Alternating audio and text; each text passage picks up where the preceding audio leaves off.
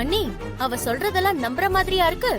பெருசா பிளான் பண்ணி அது சொதப்புனதும் அத மறைக்க போய் சொல்ற மாதிரி இருக்கு. நாக்குல நரம்பில்லாத பேசாதமா. இந்த குழந்தைய காப்பாத்துறதுக்கு இந்த பொண்ணு பட்ட கஷ்டத்தை நேர்ல பார்த்தவனா. மனசாட்சி இல்லாம பேசாதீங்க. ஏய், நீ யார் முதல்ல? சம்பந்தம் இல்லாம எங்க வீட்டு பிரச்சனையில உள்ள வராத. நல்லா இருக்குமா உங்க நியாயம்? குழந்தையோட உசுரை காப்பாத்தி கொண்டு வந்த பொண்ண பாராட்டலன்னா கூட பரவாயில்ல, இப்படி குடும்பமா சேர்ந்து அசிங்கப்படுத்துறீங்களே, இதெல்லாம் நல்லாவா இருக்கு? இங்க பாரு, இவ சொல்றது ஆரம்பத்துல இருந்தே பொய். நான் என் குழந்தைய இவ கூட பேச வேண்டானே சொல்லிருக்க. அப்புறம் எப்படி இவ கூட விளையாடுவா? வாயை திறந்தாலே போய்தான். இவ்வளவு நான் என்ன பண்றது மட்டும் பாருங்க. ஜனனி அத்தைய அடிக்காதீங்கம்மா, அவங்க சொல்றது எல்லாமே உண்மைதான்.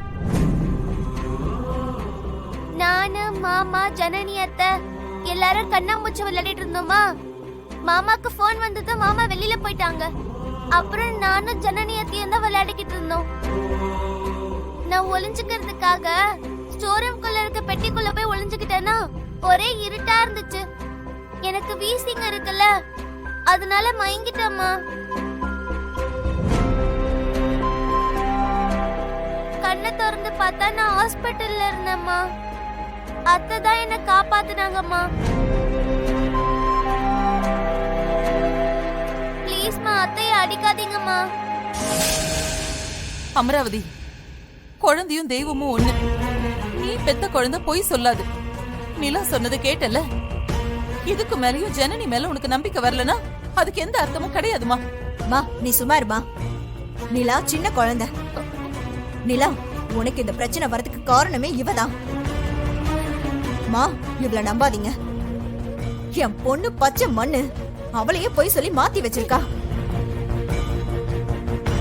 இருடி, உன்னை வச்சுக்கிறேன். ஏய், வா. அம்மா,